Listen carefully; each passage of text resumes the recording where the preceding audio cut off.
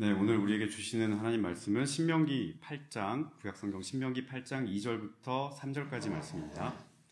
구약성경 신명기 8장 2절에서 3절의 말씀을 우리 다 함께 한 목소리로 읽도록 하겠습니다. 네, 시작. 당신들이 광야를 지나온 40년 동안 주 당신들의 하나님이 당신들을 어떻게 인도하셨는지를 기억하십시오. 그렇게 오랫동안 당신들을 광야에 머물게 하신 것은 당신들을 단련시키고 시험하셔서 당신들이 하나님의 계명을 지키는지 안 지키는지 당신들의 마음속을 알아보려는 것이었습니다. 주님께서 당신들을 낮추시고 굶기시다가 당신들도 알지 못하고 당신들의 조상도 알지 못하는 만나를 먹이셨는데 이것은 사람이 먹는 것으로만 사는 것이 아니라 주님의 입에서 나오는 모든 말씀으로 산다는 것을 당신들에게 알려주시려는 것이었습니다. 아멘.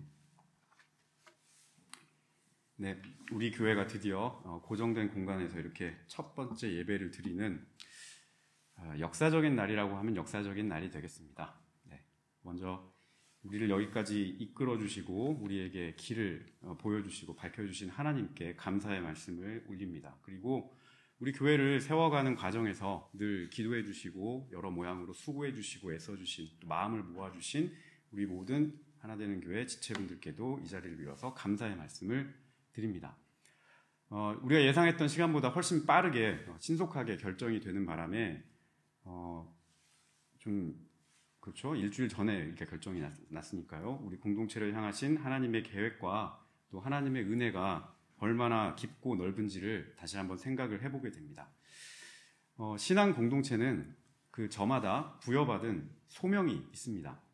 하나님께서 그 각 신앙 공동체마다 어떠한 목적과 뜻과 거기에 합당한 소명들을 부어주셨는데 우리 하나되는 교회, 우리 교회에 부어주신 하나님의 소명이 무엇인가? 이곳 프리덴스 키르시 맞죠? 프리덴스 키르시 발음이 당하네. 프리덴스 키르시를 중심으로 이 도시와 웃지 마세요. 이 도시와 인근 지역에 예배를 갈망하고 또 교제를 갈망하는 많은 분들이 계실 텐데 그런 분들에게 특히 우리 한인들에게 소중한 믿음의 보금자리 역할을 잘 했으면 합니다. 그런 소명을 우리 교회가 잘 감당할 수 있기를 원합니다. 우리 교회가 하나님 뜻을 잘 헤아려서 하나님의 뜻이 무엇인지를 하나하나씩 잘 실현해가는 그런 공동체가 되기를 바라고 우리 교회를 구성하는 모든 성도님들이 예수님의 성품을 닮은 그런 인격들을 갖추시기를 원하고 그렇게 삶의 자리에서도 본이 되시기를 바라고 또 각자의 처소에서 여러분의 힘이 아니라 성령님의 능력을 받아서 그 힘을 가지고 그 일꾼들로 또 사용될 수 있는 모든 분들이 되시기를 또 기원합니다. 공식적인 입당 예배는 아니지만 오늘 새로운 공간에서 예배를 드리는 첫 주일인 만큼 어떤 말씀으로 여러분과 함께 하나님의 뜻을 나눠야 할지 정말 고민을 많이 했습니다. 그래서 어떤 말씀을 가지고 여러분과 해야 의미가 있을까를 많이 고민했는데 시험 볼 때도 첫 번째 모르면 첫 번째 찍으라고 가장 먼저 생각나는 거 찍으라고 하죠. 그거하고 비슷하게 본문을 여러 번 바꿨다가 그냥 처음으로 다시 돌아갔습니다. 그래서 오늘 신명기 8장 2절과 3절 말씀으로 광야 시절을 기억하고 그 연단의 시절을 기억하면서 우리가 약속의 땅에 새로 들어갔을 때 어떠한 마음으로 그 약속의 땅에 들어가서 살아야 되는지를 한번 생각해 보고자 합니다. 신명기는 모세오경의 마지막 책인데요. 이스라엘 백성들이 잘 아시는 대로 애굽에서 종살이를 하다가 이 종살이에서 벗어나서 광야에 들어가게 됩니다. 이 광야에서 40년 동안 광야를 헤매게 되는데 그 40년의 시간을 보내고 약속의 땅, 젖과 꿀이 흐르는 비옥한 땅 가나안으로 들어가기 직전에 모세가 온 백성들을 다 모아놓고 마지막으로 너희들이 이제 저 땅에 들어가게 될 때 이것을 기억하고 이것을 하지 말고 하나님께서 약속하셨던 것들을 행하라 라고 하는 당부의 말 그리고 거의 고별 모세가 가나안 땅에 들어가지 못하고 죽기 때문에 거의 유언과도 같은 고별 설교문에 해당합니다. 하나님께서 이스라엘 백성을 이끄시고 이 백성들에게 계명을 주셨습니다. 이 계명은 이제 우리가 잘 아는 율법인데요. 이 율법을 주셨습니다. 모세가 이 율법을 다시 한번 백성들에게 상기시키고 기억하게 하고 이것을 떠올리게 함으로써 이제 약속의 땅인 가나안에 들어갔을 때 하나님의 백성으로 거기에서도 살도록 하기 위해서 이 율법을 다시 한번 이야기합니다. 눈앞에는 강 바로 건너에 가나안 땅이 보입니다. 눈앞에는 요단강이 흐르고 있습니다. 이 강만 흐르면 약속의 땅, 너무도 척박하지 않고 비옥한 그 땅에 들어가게 됩니다. 이 땅을 들어가는 그 순간을 마지막으로 앞두고 마지막으로 다시 한번 마지막으로 하나님의 뜻과 계명을 선포하면서 하나님께서 너희들에게 베푸셨던 은혜가 무엇인지를 생각해보라, 그렇게 말씀합니다. 광야에서 너희에게 베푸셨던 은혜를 되새겨봐라.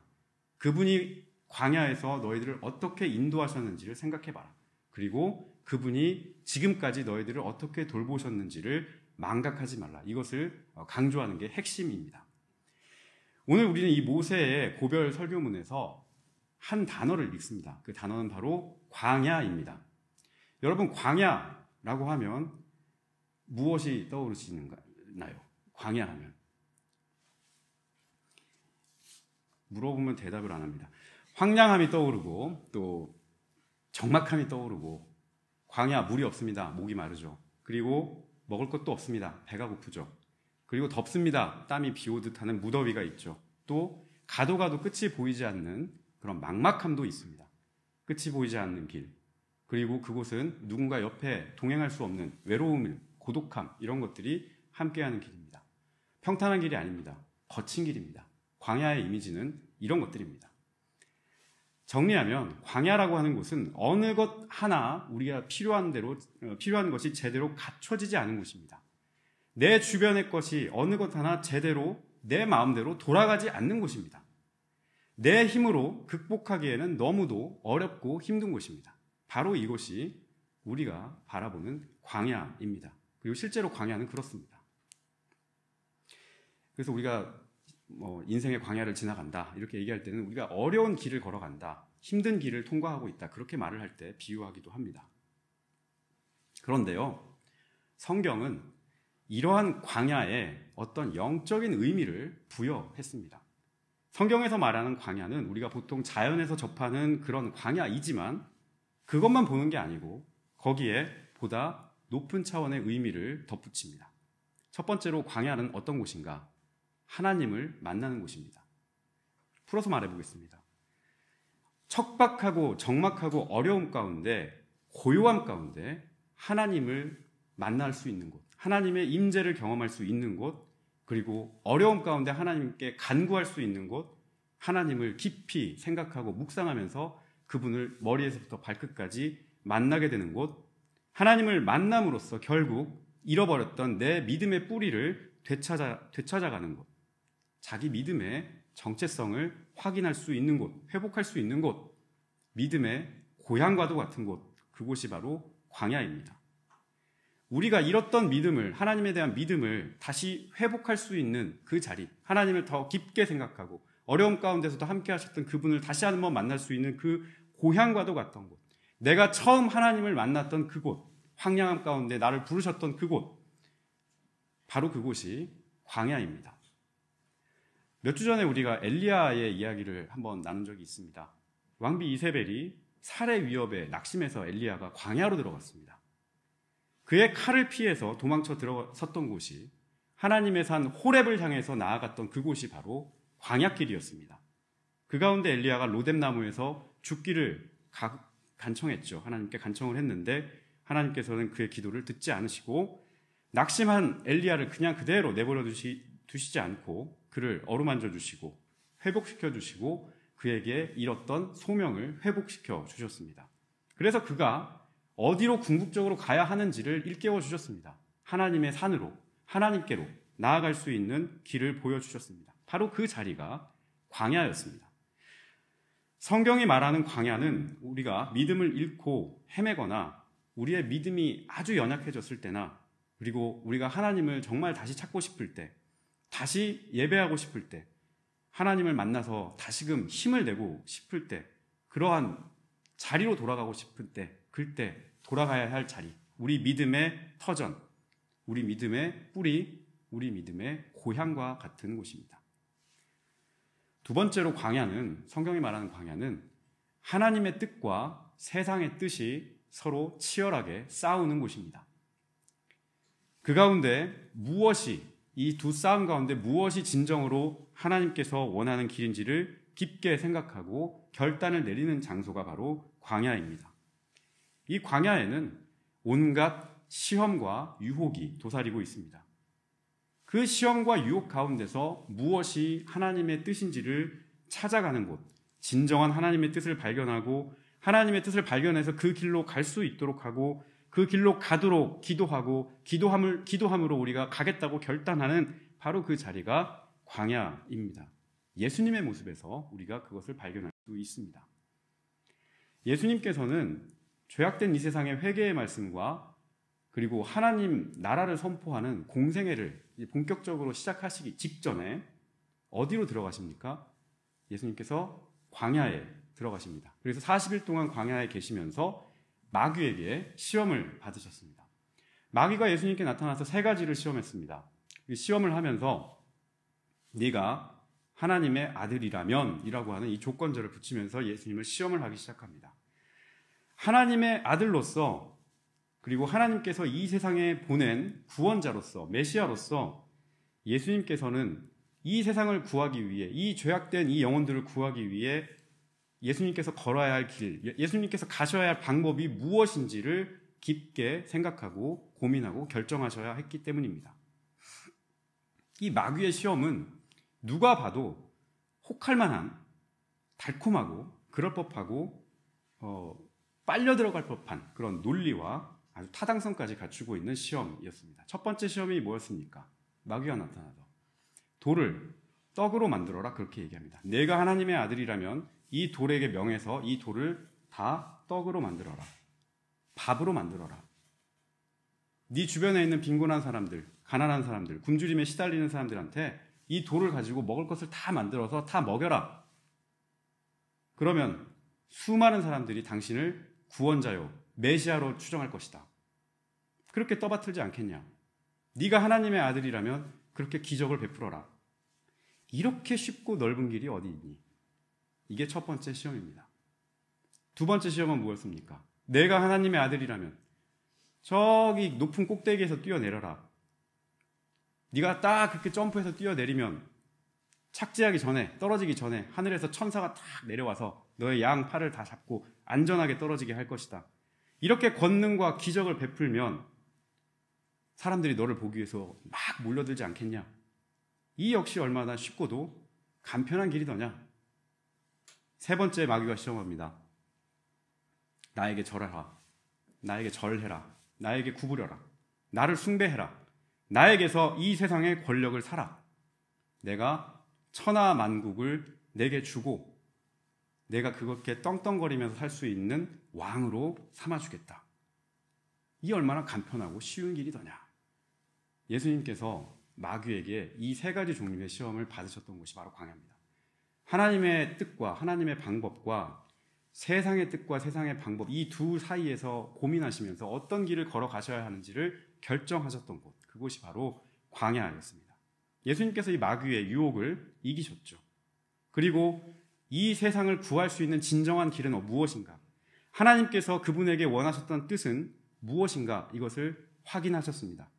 요란하고 눈에 보이고 그런 화려한 기적이나 화려한 이적으로 사람들을 막 불러 모으고 사람들의 환심을 사고 그렇게 해서 사람들의 추앙을 받는 그런 화려한 길이 아니라 우리 주님께서는 섬기고 희생하고 내가 짓밟히고 내가 십자가를 지는 내가 하나의 미랄이 되어서 사람들 안에서 썩어져서 나는 희생하고 저 사람들을 더 꽃피우게 할 수 있는, 그래서 많은 열매를 그들이 맺도록 하게 할 수 있는 길, 철저하게 자기를 부정하고 자기를 비우는 그런 사랑과 희생의 길이 세상을 구하는 길이라는 것을 결단하셨습니다. 예수님이 공생의 시작 직전에 바로 이러한 섬김의 종으로 오신 그분의 삶을 결단했던 곳이 바로 광야였습니다. 성경이 말하는 광야는 이렇게 싸움을 이기고 하나님의 참된 뜻을 발견하고 섬김과 사랑으로 구원의 길을 걸으시는 우리 주님의 결단의 장소였습니다. 세 번째로, 광야는 하나님의 돌보심과 인도하심을 경험하는 장소입니다. 척박하고 그리고 어려운 그런 환경에서도 그럼에도 불구하고 하나님이 우리를 돌보시고 우리를 이끌어 가신다. 그 환경과 상황을 이겨내고 극복하도록 하는 그 하나님이 역사하시는 장소가 바로 광야였습니다. 우리의 환경과 우리의 형편이 많이 어렵습니다만, 그러나 돌아보면 하나님께서 때마다 일마다 그분의 도움의 손을 펴서 그 도움의 손으로 우리를 넘어지지 않게 하시고 넘어진 우리를 다시 일으켜 세우시고 그리고 같이 가게 하셨던 그런 모습들 하나하나를 이 광야에서 직접 체험을 했습니다. 광야의 경험은 그렇기 때문에 고난 가운데서 보는 하나님의 영광이었고 환난 가운데서 기뻐할 수 있는 기쁨이었습니다. 내 앞에 있는 시련이 그냥 시련으로 딱 끝나지 않고 그 시련을 통해 우리가 연단되고 단련되어서 우리의 믿음이, 하나님을 향한 우리의 믿음이 더 한 단계 성숙할 수 있도록 그렇게 우리를 단련하고 다지고 연단하는 곳이 바로 광야였습니다. 그래서 구약의 예언자들은요, 구약의 예언자들은 부패한 이스라엘 사회, 이스라엘의 종교를 바라보면서 너희들 지금 이렇게 등 따스고 배부른 이 시절에 이렇게 부패하고 하나님 앞에서 범죄한 이 시절, 다시 하나님께로 돌아가려면 예전 광야에서 있었던 일을 기억하라, 그렇게 말씀합니다. 대표적으로 예레미야 2장 6절에서 7절 말씀을 제가 읽어드리겠습니다. 광야에서 우리를 인도하는 분, 그 황량하고 구덩이가 많은 땅에서, 죽음의 그림자가 짙은 메마른 땅에서 어느 누구도 지나다니지 않고 어느 누구도 살지 않는 그 땅에서 우리를 인도하신 주님은 어디에 계십니까? 하고 묻지도 않는구나. 내가 너희를 기름진 땅으로 인도해서 그 땅의 열매를 먹게 하였고 가장 좋은 것을 먹게 하였다. 그러나 너희는 들어오자마자 내 땅을 더럽히고 내 재산을 부정하게 하였다. 선지자가 지금 이스라엘을 책망할 때 이 부패한 이스라엘을 다시 돌아갈 수 있는 너희들의 원래 그 신앙의 본령이 어디였냐? 거긴 바로 광야였다라고 그렇게 말씀하고 계십니다. 하나님의 이끄심과 돌보심, 하나님의 한량없는 그 크나큰 은혜를 값지게 누렸던 그 기억이 온데간데 없이 사라지고 이제 여유가 좀 생기고 우리의 등이 따숩고 배가 부르니까 탐욕을 부리기 시작하고 부패하기 시작하고 그렇게 하나님의 뜻에서 멀어지고 하나님의 뜻을 저버린 이스라엘 백성들을 향해서 예언자가 지금 탄식을 하는 겁니다. 예레미야 선지자가 광야 시절을 회상하면서 당시 이스라엘 백성을 향해 외쳤던 이 경고의 말씀은 오늘 우리가 함께 읽은 본문 말씀에 나타난 모세의 설교와도 그 맥이 맞닿아 있습니다. 제가 앞에서 얘기했지만 모세는 지금 가나안 땅에 들어가기 직전에 이스라엘의 온 회중을 다 불러 모아서 지난 40년 동안 하나님께서 지금 너희들에게 행하셨던 일이 무엇인지를 기억하라 라고 강조합니다. 본문의 2절 말씀을 우리 한번 같이 읽어보도록 하겠습니다. 2절 말씀 보이시면 같이 읽겠습니다. 시작. 당신들이 광야를 지나온 40년 동안 주 당신들의 하나님이 당신들을 어떻게 인도하셨는지를 기억하십시오. 그렇게 오랫동안 당신들을 광야에 머물게 하신 것은 당신들을 단련시키고 시험하셔서 당신들이 하나님의 계명을 지키는지 안 지키는지 당신들의 마음속을 알아보려는 것이었습니다. 이스라엘 백성들이 광야에 머물렀던 지난 40년은 하나님의 인도하심과 돌보심 없이는 불가능한 그런 시간이었습니다. 그런데 하나님께서는 이 백성들을 단련시키시고 또 시험케 하시기 위해 그 오랜 세월 동안 광야에 머물게 하셨다고 말씀합니다. 한 생명이 온전한 인격과 그 성품으로 우리 주님을 닮아가는 것이 얼마나 어려운지를 우리는 잘 압니다. 많은 사건을 겪고 또 어려운 그 시간을 통과하고 그 과정에서 넘어지고 다시 일어서고 회복했다가 또 넘어지고 다시 일어서고 그렇게 한 걸음을 어렵게 올라서면서 우리는 우리의 믿음이 진보했다라고 그렇게 말을 하죠. 몰랐던 것을 알게 되고 못 봤던 것을 보게 되고 전에는 보이는 것만, 내 앞에 나타나는 것만, 그리고 들리는 것만, 잡히는 것만 그렇게 믿으려 했다면 이제는 먼저 믿어야 보이는 세상이 있구나, 먼저 믿어야 보이는 게 있구나 라고 하는 것도 알게 됩니다. 믿음이 진보한다는 것은 바로 이런 겁니다.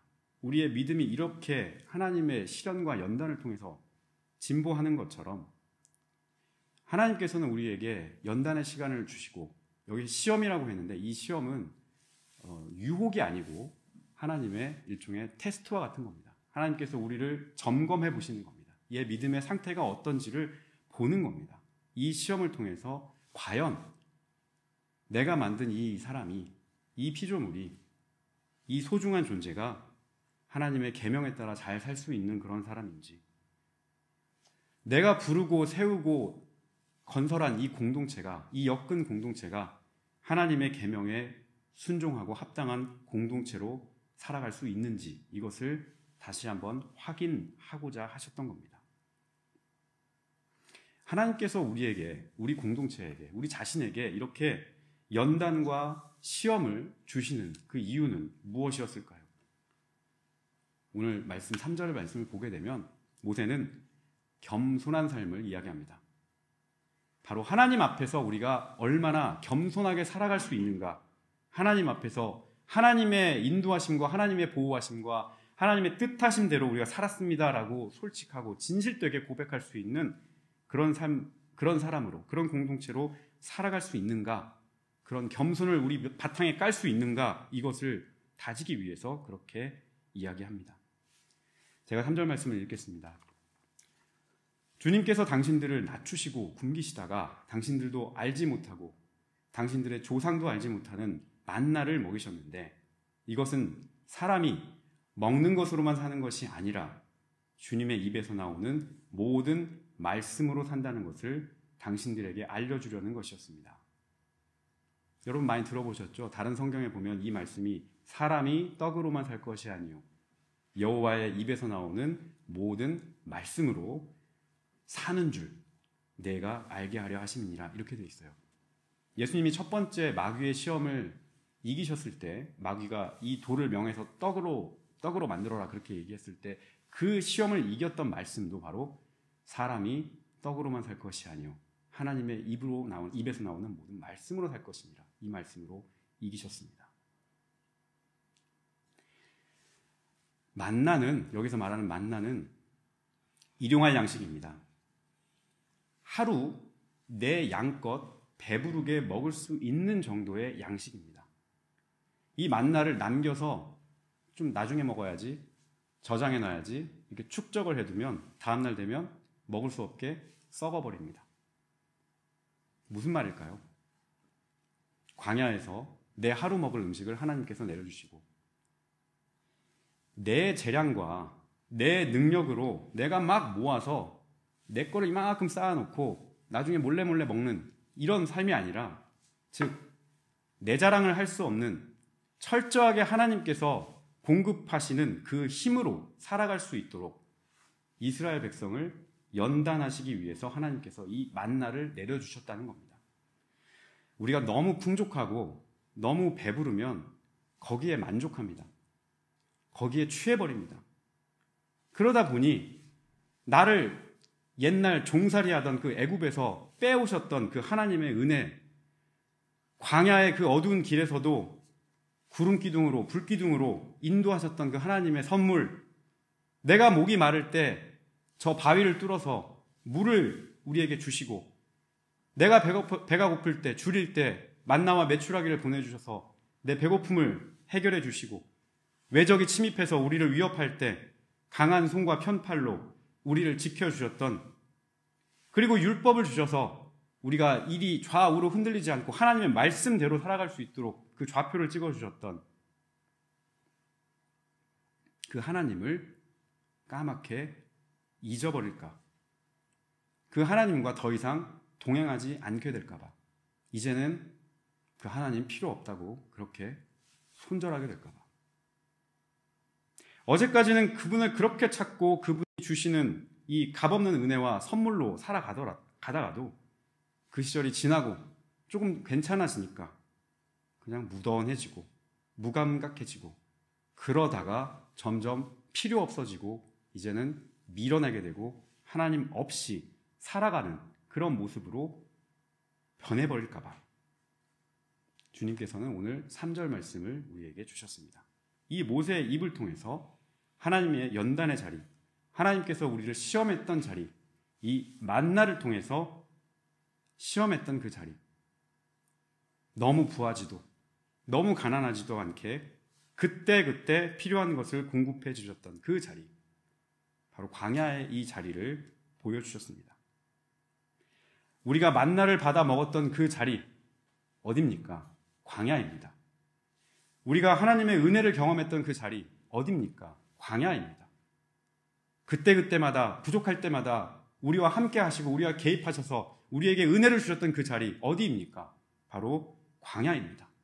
이 광야에서의 생활을 기억하라, 잊지 말라고 모세가 지금 백성들에게 이야기하고 있습니다.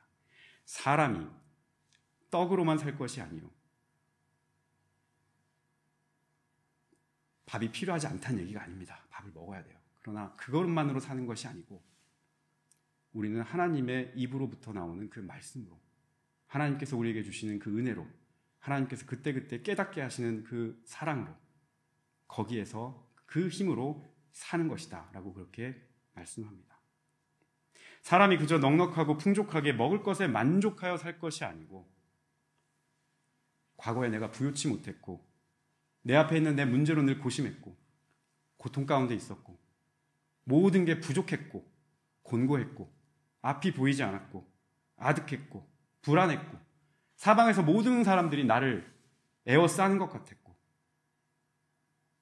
이게 언제 끝날지 모르겠고 마치 광야 한가운데서 살아가는 것처럼 아득했던 그 시절에도 내가 너와 함께 하노라, 내가 너를 애굽의 그 종살이에서 벗어나게 했노라, 내가 이제 너와 함께 가며 너의 문제를, 너의 짐을 다 짊어지겠노라, 내가 너의 인도자가 되어서 이 광야에 길을 내고 그리고 약속했던 그 땅으로, 그 땅까지 너를 인도하리라 하셨던 그 하나님의 말씀, 하나님 입에서 수없이 반복되고 반복됐던 그 약속의 말씀, 그 말씀으로 살아가라, 그 말씀으로 이겨라, 그 말씀을 굳게 붙잡고 그 뿌리를 버리지 말라, 그 말씀이 너희를 채우고 이끌었던 그 순간을 잊지 말라, 기억하라, 기억하고 혹여 살아가다가 있더라도 다시 거기로 돌아가라. 이 말씀을 지금 이스라엘 온 백성에게 그리고 우리 공동체에게 주신다고 그렇게 믿습니다. 오늘 이 말씀을 듣는 우리 한 분 한 분 그리고 우리 하나되는 교회 우리 공동체를 향하여 하나님께서는 이스라엘 백성에게 주셨던 그 말씀과 같은 말씀을 전하고 있다고 저는 믿습니다. 우리 성도 여러분, 신앙이라고 하는 건요 연단의 연속입니다. 이렇게 말하면 되게 부정적이고 좀 힘이 좀 빠질 수도 있습니다만, 신앙이 왜 우리가 높은 신앙으로 더 하나님께 가까운 신앙으로 가야 하는가 저도 잘 모르겠습니다. 왜 우리가 하나님 가까운 신앙에 가야 하는지. 그런데 이 신앙이란 신앙생활을 하다 보면 늘 그 신앙생활에서 부딪혀 오는 게 연단이라는 게 꼭 있습니다. 광야 같은 장소를 통과해야 하는 시간이 누구에게나 찾아옵니다. 예레미야와 로마서를 보게 되면 하나님을 뭐라고 얘기하냐면 토기장이라고 얘기합니다. 여러분, 하나님 토기장이라고 얘기하는데 그분이 우리를 빚으시는 이 장인이시고 우리는 그분이 빚는 재료인 진흙입니다. 하나님께서 누군가를 사용하실 때 그 사람에게 주시는 소명이 있고 그 사람에게 준 달란트, 선물이 있어요. 재능이 있는데 이런 것들을 사용을 하십니다. 사용을 하시는데 이 토기장이가 그릇을 만들 때 자기 목적에 맞게 그릇을 빚는 것처럼 이 사람은 꽃병으로, 이 사람은 밥그릇으로, 이 사람은 뭐 다른 어떤 또 용도에 있는 그릇으로 이렇게 용도에 맞게 그것을 바꾸실 때 움푹 들어간 부분은 어떻게 합니까? 메우고, 볼록 튀어나온 부분은 어떻게 합니까? 깎고, 빛을 내야 할 부분은 어떻게 합니까? 더 문질러서 빛을 발하게 하고, 좀 감춰야 될 부분은 어떻게 합니까? 칠해서 거기를 감춰놓고, 그렇게 단단하고 아름답게 빚어가고 가꿔 가신다. 이 사실을 여러분 기억하십시오. 연단의 과정은 고됩니다. 그리고 피하고 싶은 과정입니다. 사람 마음이 그렇죠. 누가 그걸 좋아하겠습니까? 나에게 어려움이 있고 내 마음이 힘들고 내 생활이 답답한데 그 연단의 과정을 누가 그것을 달게 받으려고 하겠습니까? 사람 마음이 그렇습니다. 누가 그렇게 매어서 살고 싶겠습니까? 하지만 그 고난의 과정이 우리에게 약이 된다라고 성경은 말을 합니다. 인고의 과정은 쓰지만 그 열매가 달다는 뜻입니다.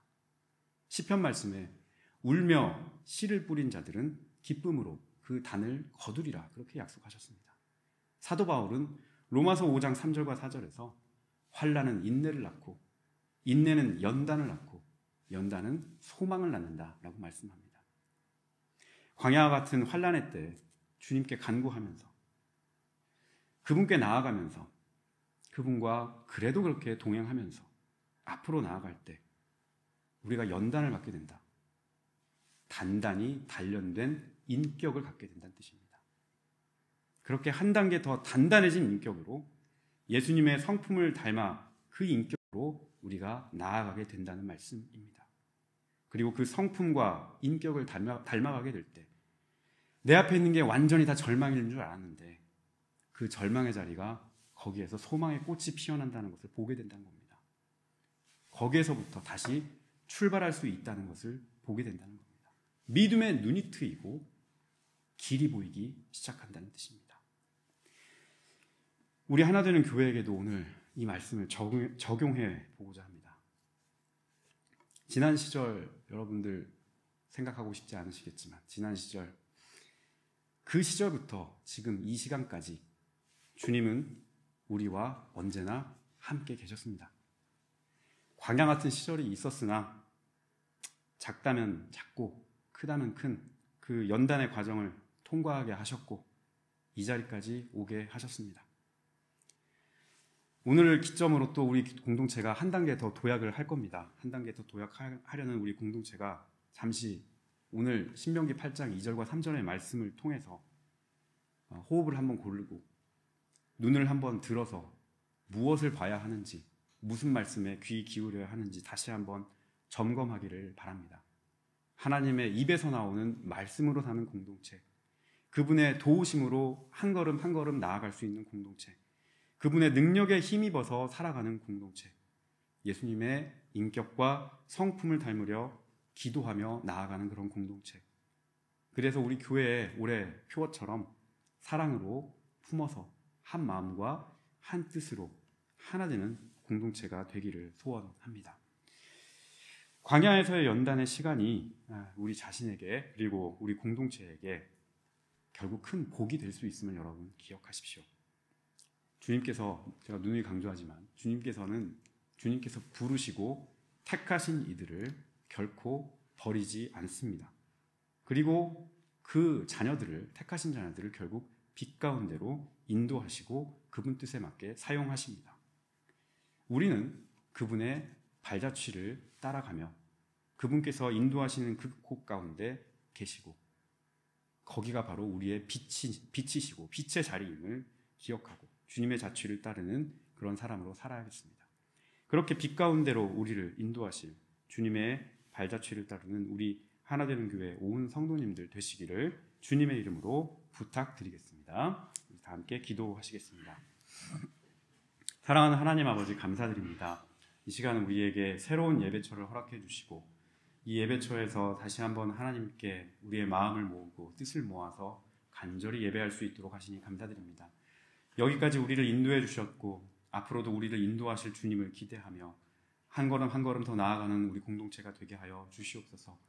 우리의 신앙이 하나님 말씀으로 말미암아 더욱더 풍성해지고 하나님의 인도하심과 보호하심을 늘 간구하는 신앙이 될 수 있도록 우리와 함께하여 주시옵소서. 오늘 이 자리에 모인 모든 성도들 삶을 주님께서 주관하여 주시고 그 심령 가운데 하나님께서 새 힘을 불어넣어 주셔서 우리가 하루하루를 살아가는데 늘 주님의 보호하심과 인도하심으로 새 힘을 얻을 수 있도록 역사하여 주시옵소서. 감사드렸고 예수님의 이름으로 기도하였습니다. 아멘.